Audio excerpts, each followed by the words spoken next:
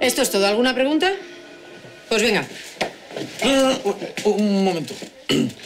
Yo quiero decir una cosa y quiero que la escuchen todos mis compañeros. ¿Qué pasa, que tú también te has levantado graciosito o qué? No, esto no es nada gracioso, es serio y voy a tardar un minuto, inspectora. Pues adelante. Bueno, lo primero que quiero hacer es pedir disculpas públicamente a Lola por la broma de los ronquiditos.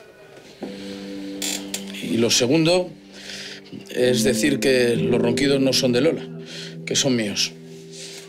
Sí, el otro día he ido al otorrino porque tengo unas lesiones de cuando era adolescente, como por el tabique y eso. Me ha dicho que me grabe durmiendo para poderme hacer el seguimiento. Y bueno, pues cuando escuché la grabación, ese sonido como de caverna, pues dije, bueno, igual lo pongo en el chat de la comisaría y se lo asigno a algún otro compañero, pues para hacer la gracia. Era una broma bastante mala y un humor absurdo. Y pues eso. Lola, que si me perdonas.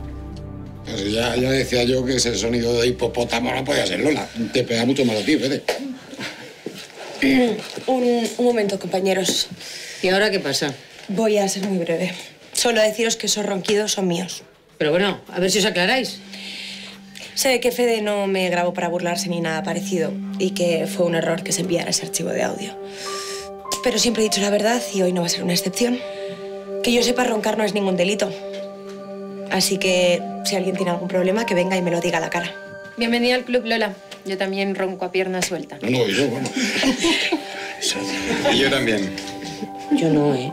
No, vamos a ver, que no eran ronquidos, que era como respirar fuerte, ¿sabes? Bueno, se ha terminado ya. Con ronquidos o sin ronquidos, todo el mundo a trabajar. ¡Venga!